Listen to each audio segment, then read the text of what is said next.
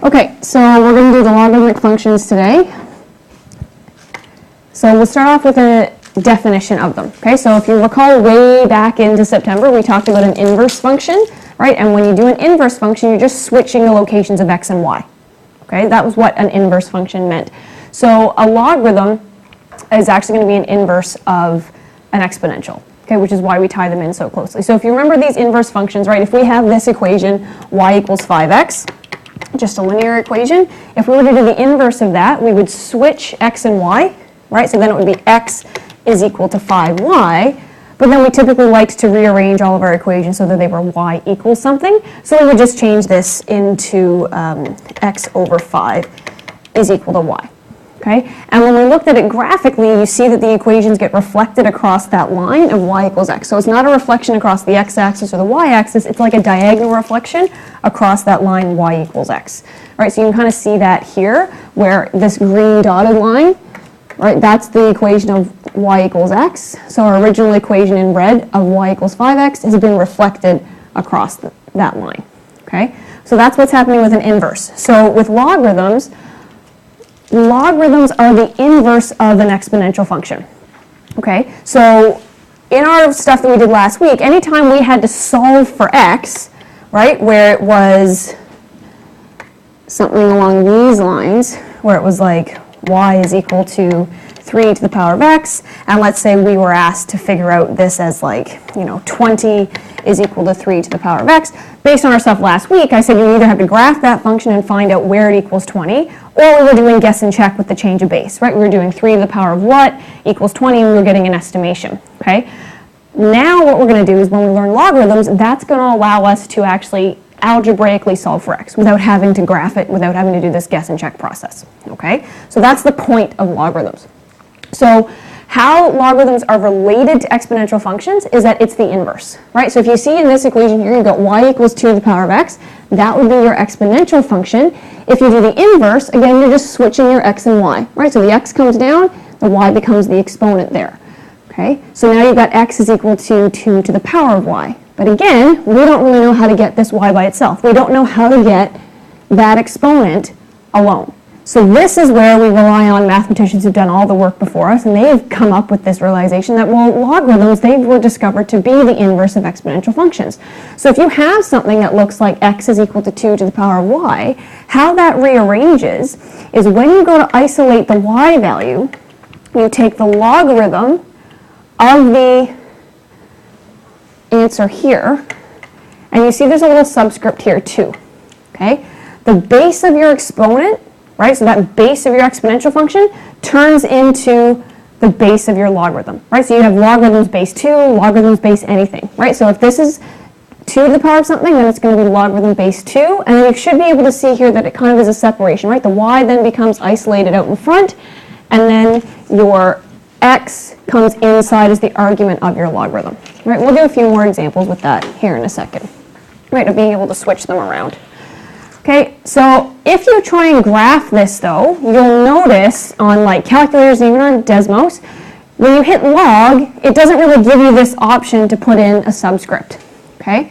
So how we deal with that is we rewrite it as log of the argument, so log of x, divided by log of the base, okay? So if you're doing this on a calculator and you have to calculate something and you don't have an option to insert a different base, you just take the log of the argument, right, which is the bigger number, or like that's straight on the line and not the subscript, and then divide it by the log of that base, right? And again, what I want you to see in this graph is here in red is your exponential function of y equals 2 to the power of x, and here in orange is that logarithmic function of y is equal to log x base 2, right? And you should see that once again, it's been reflected across that diagonal line, y equals x, right? So you've just taken it and you've flipped it diagonally across the line, right? And some key properties you should notice at this point is, remember with our exponential function, we had this horizontal asymptote at y equals 0. What type of asymptote does the logarithmic function have? It's a vertical asymptote, right? And it's a vertical asymptote at x equals 0. So again, notice that switch, right? Inverses are switches of x and y. So a horizontal asymptote of y equals 0, when you switch x and y, turns into a vertical asymptote of x equals 0, right? This intercept here, right, your y-intercept on your exponential function would have been 0, 1, but then notice your x-intercept here is what? 1, 0. Again, it's that switch of x and y, right? So it applies to all of those properties. It applies to your asymptotes. It applies to your intercepts. Okay, so it does all of those things. Okay, again, this is just the note about how you would have to use logarithms on your calculator. You don't have that option to put the base in it. Okay, some of the more advanced scientific ones, like the graphing ones, you can do it, but if you're just using like the base Casio, the scientific calculator, you won't have that option because the common logarithm is base of 10. So everything that's in your calculator, if you just hit log, it's assuming that you're in base 10, right? And the reason it's programmed in base 10 is because we deal with a base 10 decimal system, right? Because it goes ones, tens, hundreds, thousands, right? So that's why it's in base 10, because it's the most common form. But again, we can change the base by just doing that, right? So it's the log of the argument, right? So that log of 30 base 3, if that's what we needed to calculate, what we would put in our calculators would be log 30 divided by log 3, right? And that's essentially log 30 base 10. So if you don't see a base in there, you can assume that it's base 10. Right, just like if you don't see a coefficient, we assume it's 1, right? Same thing with logarithms, except for the base is 10. So just for a little bit of practice here, we're going to evaluate the following logarithms, okay? So what you should probably do is go grab a calculator so that we can practice this ourselves, okay?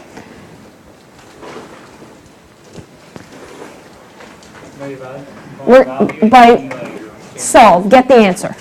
We're just trying to get the answer here, okay?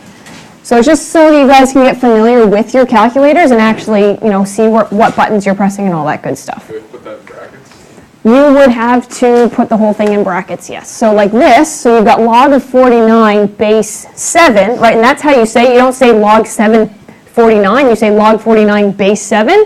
To evaluate that, you'd have to do log of 49, right? And like was asked, you'd probably, if you're doing this on your calculator, put that in brackets, divided by, again, in brackets, log of 7.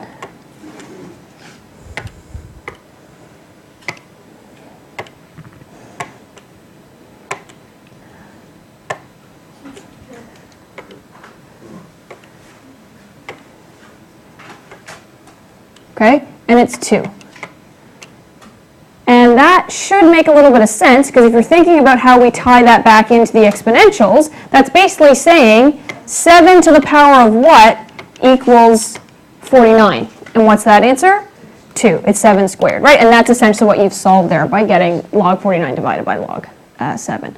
Right, so if we do this next one here, part B, and we have log 1 base 6. Again, if you're going to put it in the calculator, you would do log of 1 divided by log of 6, and it's 0. And again, what you're thinking of, right, the base of the logarithm is the same as the base of the exponent, right? So you're like, okay, so it's 6 to the power of what equals 1?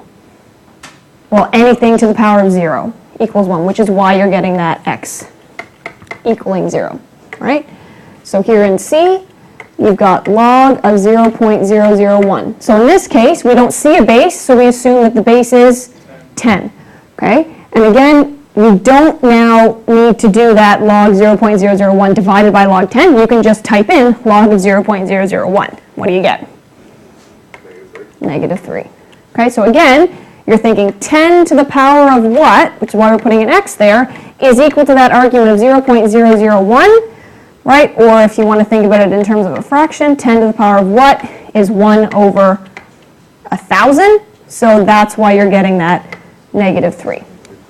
Okay, so finally here in part D, log of root 8 base 2. So again, you can put that into your calculator as log root 8 divided by log of 2. And what do you get? 1.5.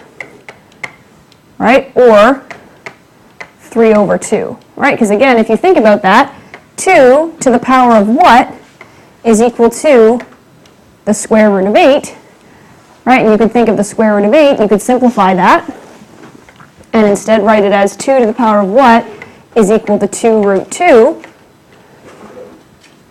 right? And this is the same as 2 times 2 to the power of a half, which then if you combined your exponents, so you're multiplying power, so you'd add your exponents, so that's like 1 plus a half is 1.5. Right? And that's where you're getting all that from. Okay, so this is how the logarithms are actually tying right in with our exponentials, and you can kind of rearrange logarithms as exponentials, and you can rearrange exponentials as logarithms, right? And this is now how we solve them, right? So if we're solving an exponential function for the exponent, we end up putting in the logarithmic form and we get an answer.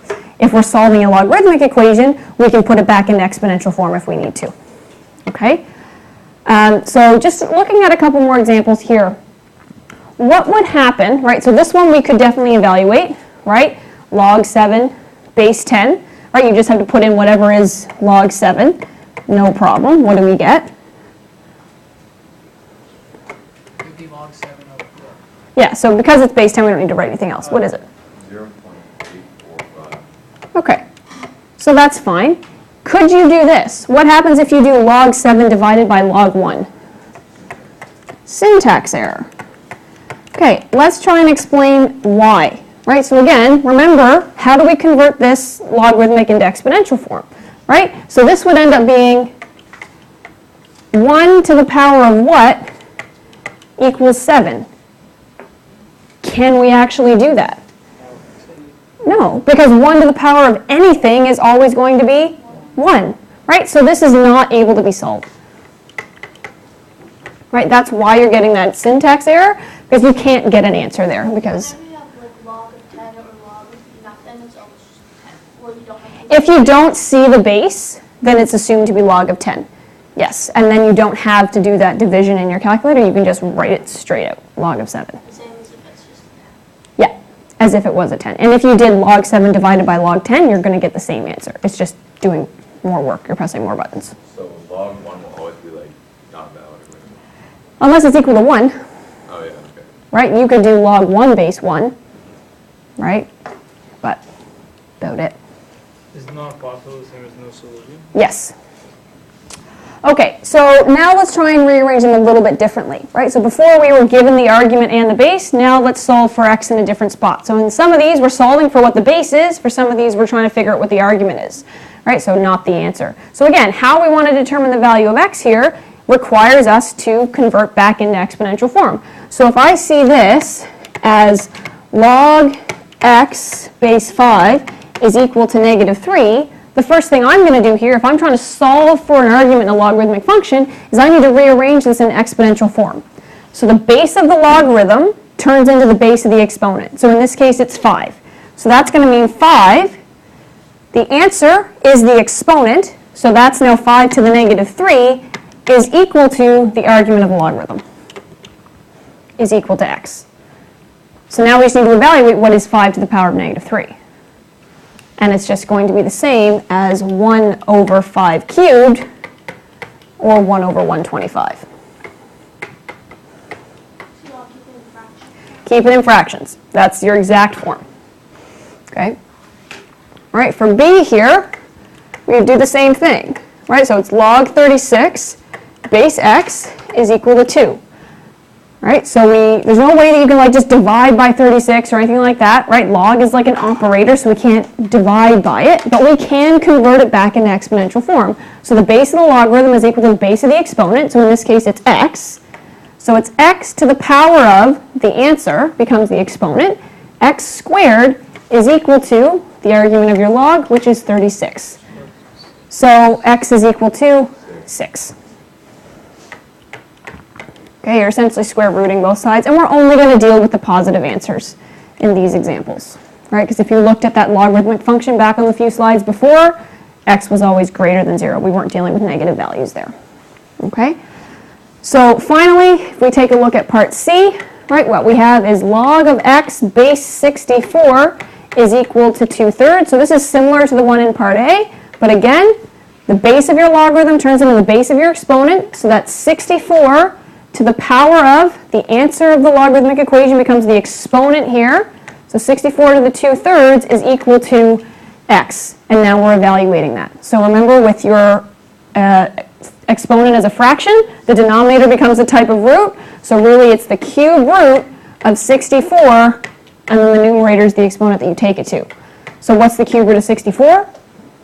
4, and 4 squared is 16, right? So this is 4 squared, so that's 16 is equal to x. Okay, so you solve these equations by rearranging, right? And I'll give you a practice sheet at the end of class as well to practice rearranging your exponentials into your logarithmics and your logarithmics into your exponentials. Okay, so again, just looking again at that graph, we've already kind of mentioned a few things, right? So if we have this original function of f of x is equal to 3 to the power of x, how do we state the inverse of that? So what happens in an inverse function?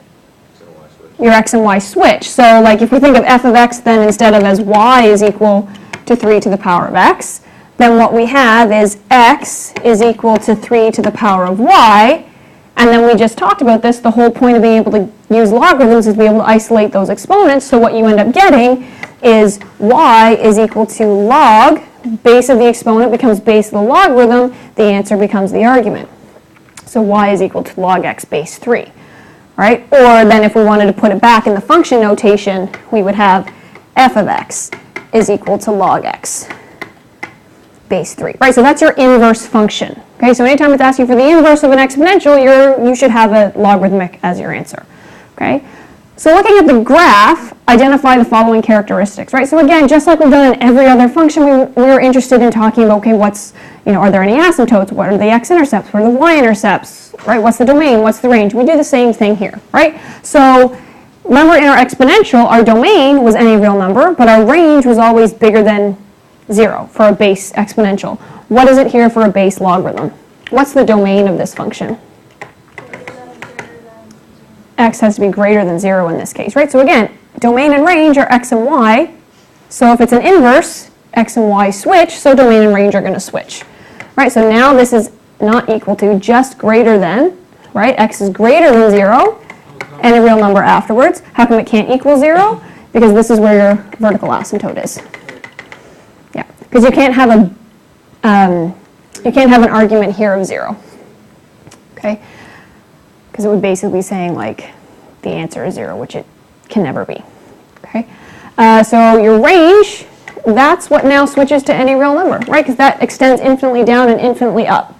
Like it does look like it kind of levels out, but it is still increasing there. So y is actually any real number in this case. Okay? Your x-intercept, does it exist? Yep. At what point? 1. So is that just x-intercept and y-intercept? Is that just something that we get off, or it's not really y-intercept? Is that just something that we get off? You would get off the graph. Right now, for any base function, the x-intercept is always going to be at 1. Just like for any base exponential function, the y-intercept was always at 1, because anything to the power of 0 was 1. Only if you add the transformations in did you get that y-intercept that would change. And it's the same thing with logarithmic functions. If it's just a base logarithmic function, right, log something, log x base something, then your x-intercept is always going to be at 1. But once you start adding in those transformations, which we'll do tomorrow, that's when it can change, right? But for a base function, it's at 1, okay? Y-intercept does not exist, and it doesn't exist since we have a vertical asymptote at x equals 0, right? So obviously we can't have x equaling 0 if that's where the function doesn't exist anyway, okay? So again, that's just identifying those key properties from the graph, but like I just mentioned, you will have certain ones that stay the same if it's a base function, and those properties will only change if you apply transformations. All right, so what if we tried to do some estimation without using technology? Estimate the value of log 14 base 2 to 1 decimal place. So again, think about how we would do this. Remember how you used to estimate square roots and cube roots based on what they were, right, squared? Right, so if it was like, oh, well, I know that 5 squared is 25 and 4 squared is 16, so the square root of 20 is like 4.5 because it's in between the two. We're going to do something similar with the logarithms, right? So if we're trying to evaluate log 14 base 2,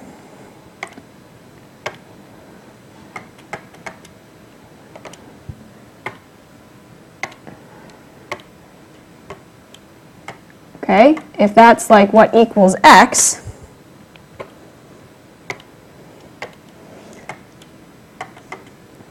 all right, we're a little bit technical difficulties here.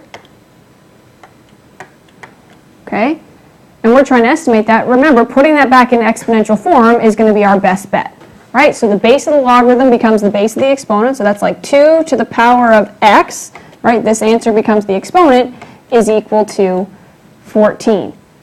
Right, so now this is a little bit more easy to comprehend. 2 to the power of what is equal to 14? So we kind of go through again, well, we know that 2 cubed is equal to 8, and we know that 2 to the power of 4 is equal to 16, so what are we thinking our value of x is going to fall between? It's going to fall between 3 and 4. Is it going to be closer to 3, or is it going to be closer to 4? Going to be closer to 4. So if we had to estimate, we'd probably say that x is approximately equal to 3.7 maybe, right? And you could always confirm that then with your calculator, but we've been asked to do it without technology, so we would say probably around 3.7 or something like that. Okay, 3.7, 3.8, right? And we could check it. What do we get? Right, if we do 2 to the power of 3.7, we get 12.99. If we do 2 to the power of 3.8, we get 13.92. So really, it's closer to 3.8. Right, so we can just kind of edit that estimation there. Okay, so again, we didn't solve it using logarithms, we didn't just evaluate it, we did estimate it using what we know about converting logarithms into exponential functions.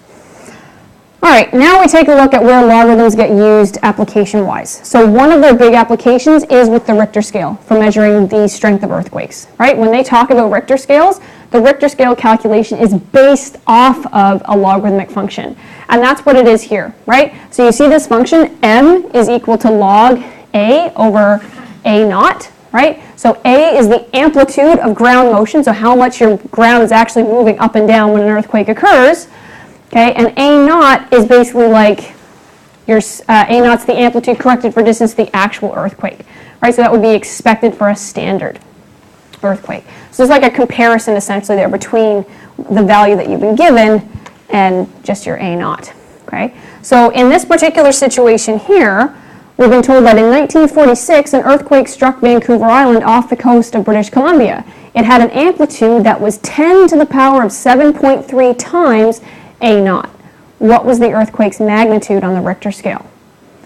Well, we don't have a value for a naught, so we can't actually figure out what a is, like this 10 to the power of 7.3, but we can kind of give a naught a value, right? We can give it an arbitrary value of 1, so that when we multiply it by 10 to the power of 7.3, we just get 10 to the power of 7.3. So what we would have is that m is equal to log, and then we would use 10 to the power of 7.3 over 1, right? Or you can even think of it as 10 to the power of 0.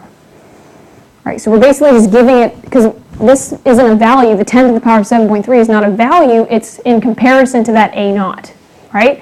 So that's why we can just assign it as 1, and then multiply that by 10 to the power of 7.3, and that's our value for a naught, or a there, right? So essentially what we're calculating here, the magnitude on the Richter scale, well, anything divided by 1 is just itself, is just log 10 to the power of 7.3. And again, we see that, okay, well, there's no base given in that logarithmic function, so we assume that it's base 10, right? So we can either go to our calculators, obviously, and do this, but think about doing that conversion there, right? If it was base 10, what we have then is 10 to the power of m is equal to the argument, which is 10 to the power of 7.3. And what does that mean the value of m is? 7.3, right? That's basically the change of base formula we talked about last week. Would dividing by log of 1 be dividing by 0? Log of 1 is still 1. Yeah. And we're not dividing by the log of 1 here, right? What we're doing here is it's log of 10 to the power of 7.3 divided by 1. I keep getting 0. You get 0? Okay, maybe it is 0. Well, like for log of 1. Oh yeah, sorry, it is 0 because it's anything to the power of 0 is equal to 1. But we're not dividing by log of 1 because the base would have been 10 here, right? You'd evaluate the argument first. You do 10 to the power of 7.3 divided by 1. That gives you 10 to the power of 7.3. And then you're doing log of 10 to the power of 7.3 divided by log 10. You're dividing by log 10, not log 1. So your magnitude in this situation is just 7.3. So using that little bit of relationship, the strongest recorded earthquake in Canada had a Richter reading of 8.1. How many times as great as A naught was its amplitude? So in this relationship here, when it was 10 to the power of 7.3 times A naught, it ended up having a value on the Richter scale of 7.3. So if this earthquake has a Richter reading of 7.1, how many times as great was it? 10 to the power of 8.1.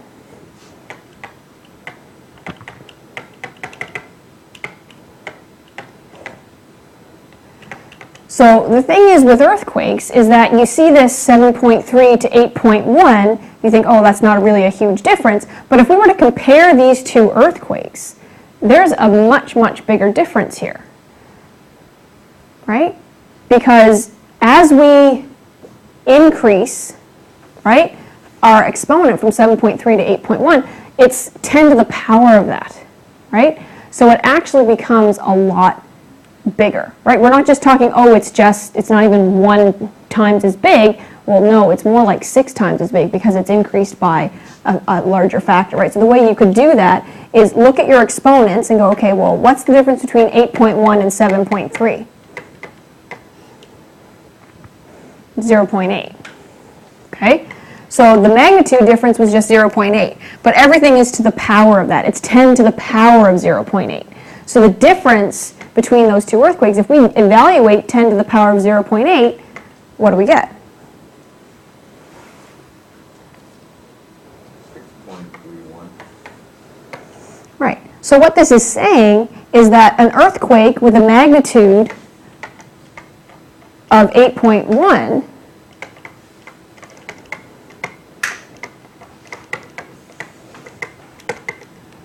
is 6.31 times more intense